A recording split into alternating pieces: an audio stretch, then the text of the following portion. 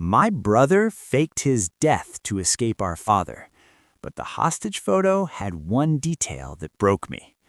Hi, I'm Marcus, 39, and 3 days ago, I found out my younger brother faked his own death and somehow made it my fault.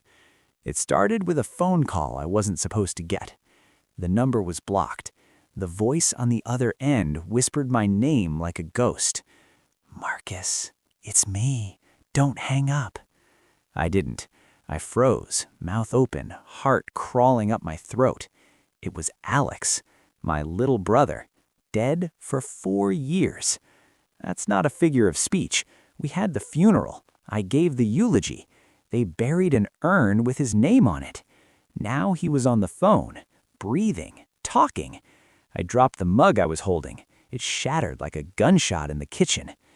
"I need you to listen," he said. "I don't have much time. I didn't die, but someone else might if you don't help me." You ever feel your brain fold? Like it's just bending around a fact too sharp to handle? That was me, barefoot, standing in coffee and ceramic, listening to the voice of a man who should have been ashes in the ground. "I'm gonna send you something," he said. "You'll know what to do." Then the line went dead. I stood there for what felt like hours, waiting for something, a second call, a rational explanation, maybe someone to jump out and say I'd been punked. Instead, my phone buzzed. One text, one image. It was a photo of a woman tied to a chair, gagged, eyes wide, terrified. And right behind her, standing in the shadows, was Alex, alive. And he was holding a gun. I sat down on the kitchen floor like my legs had filed a formal resignation. I zoomed in on the photo until it blurred. The woman looked about my age, maybe early 40s, duct tape across her mouth, red marks on her wrists, too even, too clean, like they'd been made on purpose, and I hated that my mind even went there. Real fear. The kind you don't fake unless you're a phenomenal actress or actually about to die. Alex stood behind her, half his face swallowed by shadow. Same crooked nose, same scar on his chin when we were kids and he tripped chasing me down the driveway. That scar had been burned into my memory at his funeral. My brain started doing stupid math. If he was alive, then the ashes weren't his. If the ashes weren't his, then whose were they? Because someone swapped in the cremains of an unclaimed John Doe so the urn would close the case? And how many people knew before me? My phone buzzed again. "Alex, you probably think I'm insane. Fair, but I need you calm. I need you. I actually laughed, loud, a sharp, ugly sound that didn't match the moment. "Yeah, Alex, I'm super calm. My dead brother just sent me a kidnapping selfie." Another message. "Alex, her name is Lena. She's not supposed to be part of this. Neither are you, but things went sideways." That was always Alex's phrase. Things went sideways. He used it when he crashed my car, when he dropped out of college, when he disappeared for 3 months before we were told he'd overdosed in a motel bathroom. Sideways, sure. I typed back with shaking thumbs. "Me. Where are you?" The typing bubble appeared, disappeared, appeared again. "Alex, you can't know that yet." Yet. Fantastic. Then the message that made my stomach drop through the floor. "Alex, Mom and Dad think I'm dead for a reason. If they find out I contacted you, it's over for all of us." I stared at his name on my screen, feeling something crack open that I'd kept sealed for years. Grief doesn't vanish. It just waits. I should have blocked the number, called the police, done something smart. Instead, I wrote the one sentence that ruined everything. "Me. What do you need from me?" The reply came instantly. "Alex, I need you to lie, and then I need you to steal something." I didn't even have time to process that before another message landed.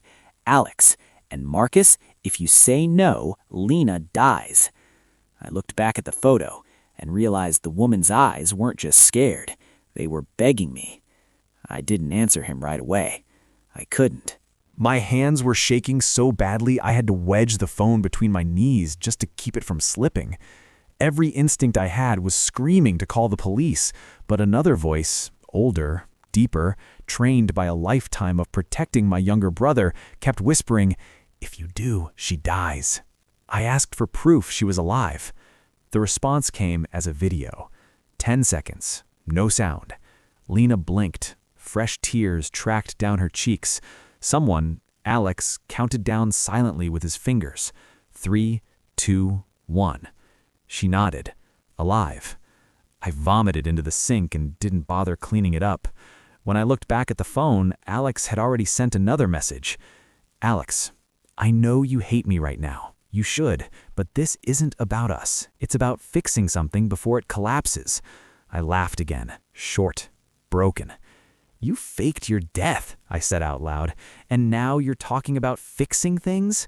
He sent an address, my parents' old storage unit, the one we'd cleaned out after his death, the one I personally locked for the last time. "Alex, inside the unit there's a black lockbox, bottom shelf, blue tarp. You bring it to me. No cops, no questions." My chest tightened. That lockbox didn't belong to Alex. It belonged to our father, Bill. I typed with numb fingers. "Me. That box was empty." There was a pause this time, a long one. Then, "No, it wasn't. You just weren't supposed to know what was inside." The room felt smaller, like the walls were leaning in to hear. Suddenly, things I'd never questioned started lining up. Dad's unexplained cache, his obsession with keeping things quiet, the way the police wrapped up Alex's death faster than made sense. You didn't just fake your death, did you? Another video arrived. This one showed Alex fully in frame. He looked older, harder, and scared. "Alex, I ran because Dad made me choose, disappear, or end up like the man in that box." My knees buckled, because I remembered that lockbox now. I remembered the weight, and I remembered the smell. And in that moment, I realized the truth was worse than my brother being alive. It was that my father might be the reason someone else wasn't. The key to the storage unit was still on my old ring, buried in a junk drawer next to expired batteries and 3 dried-up pens. I hadn't touched it in years. I remember locking it up after the funeral with tears in my eyes and thinking, this is closure. But it wasn't.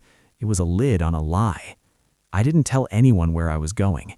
I didn't want to hear myself say it out loud. The storage facility hadn't changed. Same chain link fences, same keypad that stuck if you didn't press the button slow. I parked under a flickering security light and sat in the car for 5 full minutes staring at the steering wheel like it was going to talk me out of it. It didn't. Unit 47, back row, far corner. The padlock clicked open like it had been waiting. I lifted the metal door and was hit with the musty smell of dust and old paint. Inside, everything was where we'd left it. Furniture under sheets, boxes marked Xmas, and tools. My brother's childhood bike with one missing pedal. Nothing had been moved, except the tarp. It wasn't blue anymore. It was stained, molded, slouched over something too square to the innocent. I pulled it back, and there it was. Black lockbox. Same one I'd seen a dozen times before. I squatted in front of it, heart hammering, and reached for the lid. It wasn't locked, just latched. I hesitated, because if I opened it, there'd be no going back to before. I flipped it open. Inside was a handgun, a stack of cash wrapped with a rubber band, and a plastic bag with something far worse, a set of teeth. Human. Molar and canine with roots still attached. And a photo. One single Polaroid, folded in half. I opened it slowly. It was Alex and a man I didn't recognize standing in what looked like the very unit I was kneeling in now. The man had a shovel. Alex had a flashlight. And the floor was made of dirt. I looked down. My stomach twisted. Because under the stained tarp where the lockbox had sat, there was now a faint square in the concrete, like something had been poured, smoothed, sealed. Recently, my hands started to shake. That smell I remembered from 4 years ago, it wasn't in my head. It was here, still. faint but real. My phone buzzed. "Alex, you found it. Good. Now bring it to me." I stared at the screen, and for the first time since this started, I wasn't sure if I was helping my brother or helping a murderer. I didn't bring the box. I closed it, wrapped it back in the tarp like it had never been disturbed, and lowered the storage unit door without locking it. My hands were too slick with sweat. The world was spinning, half memory, half crime scene, and all I could think about was, who the hell was in the floor? I drove home in a trance. No music, no lights, just me and the gunmetal box of nightmares sitting in my trunk. Jonah, my neighbor's cat, ran across my headlights as I pulled in, and I nearly screamed. My hands were trembling so badly I dropped the keys twice before getting through the door. My phone buzzed the second I stepped inside. "Alex, you're late. Where are you?" I didn't answer. Instead, I went to the fridge, grabbed a beer I didn't want, and stood staring out the kitchen window like the trees might spell out what the hell I was supposed to do next. Another message. "Alex, you didn't open it, did you?" I ignored it. I called someone else instead. Detective Ray Hanlon had retired 2 years ago after nearly 30 decades on the force. He was the one who'd called me when they found Alex. I hadn't spoken to him since the funeral. He picked up on the third ring. "Marcus?" His voice cracked like gravel. "Didn't expect to hear from you." I told him I needed to talk, privately, about Alex. There was a pause. Then he said, "Come to my place. 30 minutes. Don't bring anyone." When I got there, he opened the door wearing a bathrobe and holding a glass of bourbon like it was a trophy. His hair was whiter than I remembered, his eyes sharper. "I know that look," he said, stepping aside to let me in. "That's a truth just punched me in the throat face." I told him everything, from the first text to the photo in the lockbox in my trunk. He didn't interrupt, just sipped his drink and listened like he already knew half of it. When I was done, he leaned back and said, "Your father ever tell you what he did before he started the contracting business?" I blinked. "He said construction. Always construction." Hanlon gave a dry laugh. "Yeah, that's what he told me too, until I did a little digging." He handed me a folder from a drawer near his desk. Inside were photos, old, grainy surveillance shots. Alex, my dad, and the same man from the photo in the storage unit. Hanlon tapped the image. "That guy? Name's Carl Mercado. Went missing 6 years ago. No body, just rumors. Your dad was the last person seen with him. Your brother testified it was nothing." I looked at the photo again. Dirt floor. Shovel. I whispered, "They buried him. In the unit." Hanlon nodded slowly. "And I think your dad made Alex help, then told him to disappear, tie off the loose end." I sat back, breath shallow. Then Hanlon said something I'll never forget. "You think your brother faked his death because he wanted to vanish, Marcus? He did it because he was supposed to be next." That broke something open in me. I couldn't sit, couldn't breathe, couldn't tell if I was more furious or afraid. All I could think about was the last real conversation I ever had with Alex, months before his death.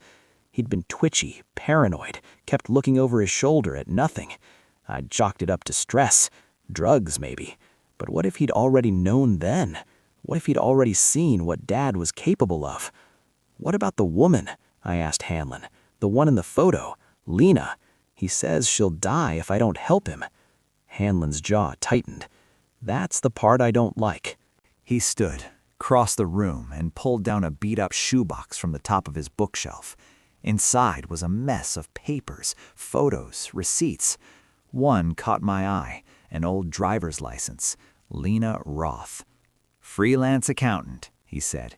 "Used to do side work for some dirty types. She disappears for 2 years, shows up again in a fraud case involving a shell company linked to your dad's old contracting business, then vanishes again." "Jesus," I muttered. "It gets better," Hanlon said, and handed me a document. It was a scanned contract. Witness protection request. Declined. Lena had tried to flip on someone. She'd named names. One of them was my father's. I sat back down hard. Why would Alex take her if he was trying to escape that world? Hanlon's face darkened. Maybe he didn't. Maybe she went with him. Maybe she changed her mind. Or maybe she's leverage. Your dad finds out Alex is alive. He'll want to finish what he started. And if Alex has someone Dad wants dead, he stays alive, I finished. But not forever, Hanlon said. Your dad's too careful. I covered my face with my hands. So what now? I give Alex the box? I help bury this even deeper? Hanlon shook his head. You don't give him anything, but you don't turn your back either. Not yet. We play along, see where he leads you. And Marcus, if you want to help your brother, you're going to have to go deeper than you ever wanted. He pulled out a burner phone from the drawer and handed it to me. Use this. From now on, I'm in your ear. Keep it live. We'll record, and there'll be people close enough to move. I took it, fingers stiff. What if it's too late already? Hanlon lit a cigarette and exhaled slowly. Then we find a way to make it not too late. I left his place just before midnight. The streets were empty. The box was still in my trunk, humming with silent accusations. My phone buzzed. Alex, change of plan. We need to meet.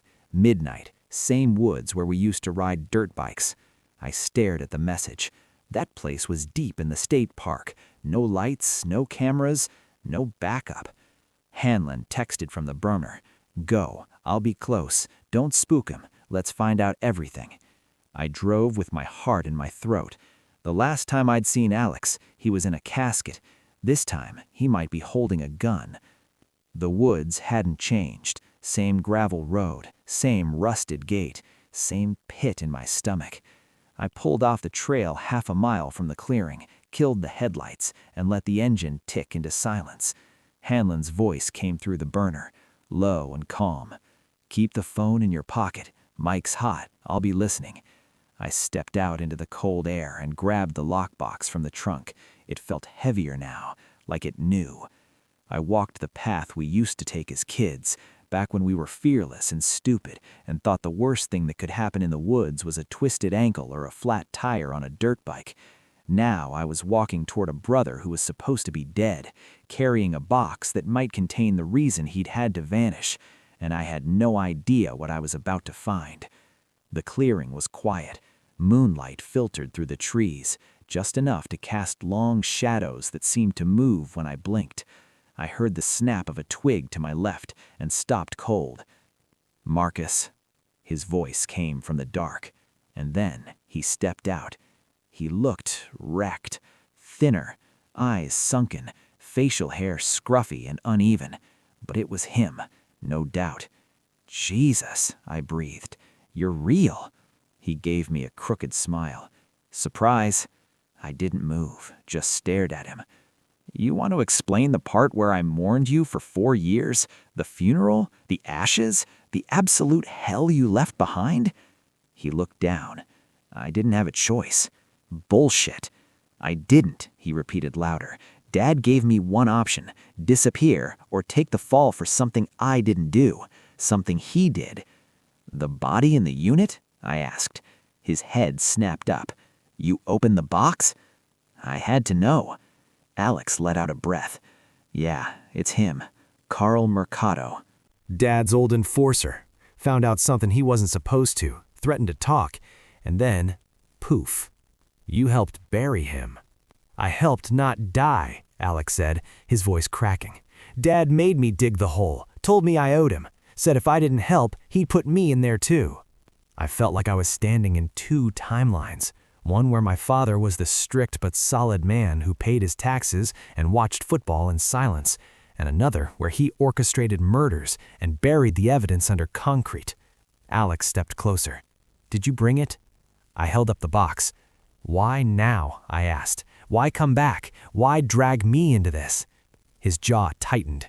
Because I have something Dad wants, and I need leverage. Lena? He flinched, didn't answer. You're using her, I said. No, I'm protecting her. She was going to the FBI, same as me. We were going to take Dad down, but someone tipped him off. I barely got her out in time. So the hostage thing? Staged, he admitted. He let me tape her up for the photo and the silent clip. Seconds, then I cut her loose. It was for Dad's eyes, not yours. She's in hiding. I was quiet for a long time. Then I asked, "What's in the box that he needs so badly?" Alex took it from me, sat down on a log, and opened it. He pulled out the bag of teeth, unwrapped it like it was glass. "These aren't Carl's, they're Dad's trophies, markers, for every job he cleaned up. There's DNA in here, Marcus, along with a ledger. It's enough to bury him for good." He pulled out a flash drive from a slit in the box's lining. "And this is the ledger. Names, dates, payments, everything, hidden in plain sight." I stood there, stunned. "And now?" I asked. "What happens now?" Alex looked up at me, eyes hollow. "Now, you drive me in this box to someone who can make it count." "That's it? Just hand it over?" "I have a deal in place. Witness protection, immunity. It all hinges on me making that drop in person. But I needed you to make sure it got here. I needed to know I could trust you." I wanted to scream, to cry, to punch him for dragging me into this. But all I did was nod. Then I said, "Let's go." We started walking back to the car, the box between us like a live grenade. I was already reaching for my keys when Alex stopped cold. "Wait." "What?" He pointed to the gravel ahead. "That." A beam of light. Headlights, coming up the trail. My heart dropped. "That's not Hanlon," I whispered. Alex looked at me, pale. "It's him. It's Dad." The headlights stopped 30 feet ahead, engine idling. Then the driver's side door creaked open, and there he was, my father, gray windbreaker, baseball cap, as calm as a man arriving for his tea time. He stepped into the clearing like he owned the land, like he hadn't just been exposed as a liar, a murderer, a man who'd made his own son fake his death. "Marcus," he said, voice flat, "move away from him." I stood my ground. He turned his eyes to Alex. "You couldn't just stay gone, could you?" "You tried to kill me," Alex said, quiet.